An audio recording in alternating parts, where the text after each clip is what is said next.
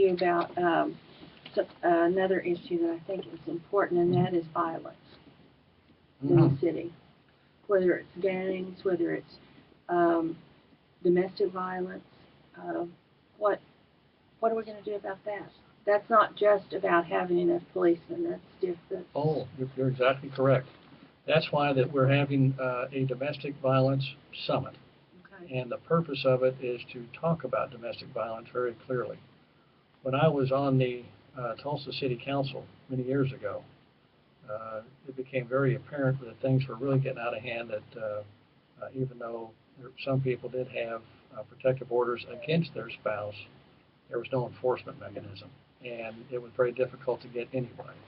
And so in a short period of time, several women were killed. One was even shot and then run over by some crazy guy that was mad at her, her husband or ex-husband.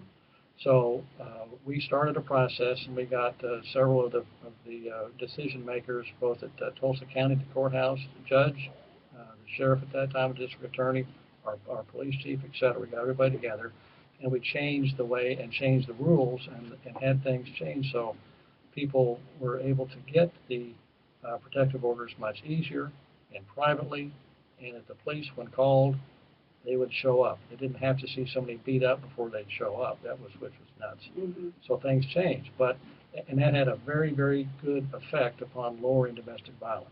Now things have gotten back now to where they still are seeing problems again.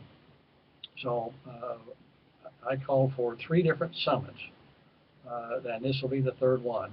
I'm sorry, that was the second one. Third one will be on alcohol abuse, but there's some commonality between domestic violence, and it's either alcohol abuse or prescription drug abuse. Ingestion of both of those items at different times usually triggers a problem, and many times if it is with people that know each other, it's domestic violence. And so that process is now being addressed in a very positive way. The police now have the ability, when they go to an area that someone has called and said, hey, there's probably a domestic violence issue going on, and they show up the front door and everybody says, hey, everything's cool. Well, they have a way to check on that, to see very, very clearly and very quickly if there really is a problem by simply asking them a certain number of questions. And then they have the ability, if it appears that there's a problem, then they can enter in the house, they can take care of the situation and get people out of harm's way. We also have a much better series of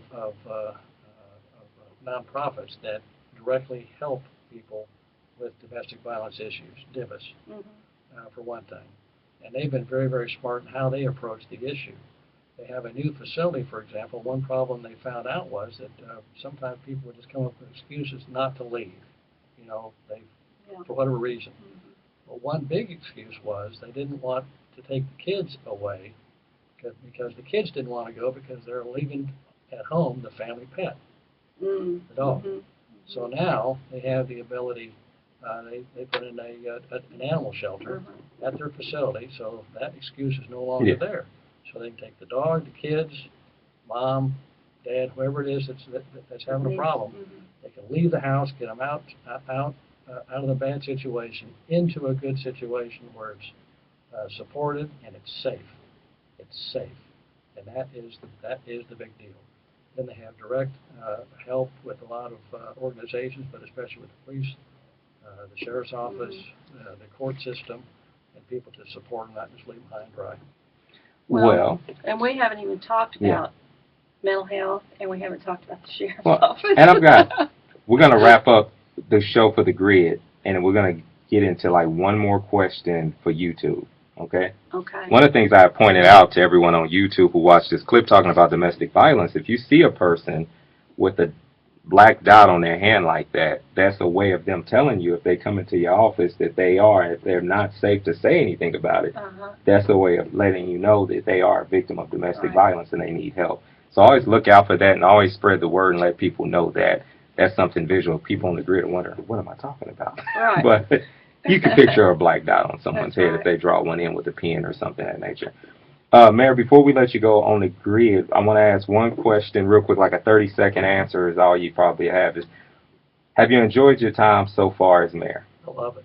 I really do. And that's a very serious answer. I love the job. It's more fulfilling than anything you'd ever think of. Today's a good example. I gave an award today to a city employee that has affected the life of about 20 high school students because he has taught them how to be a mechanic and given them an opportunity when they finish their high school career that they're going to have a job. That's good. Yeah. That's great. Well, this is it for the grid, for our show on the grid, for this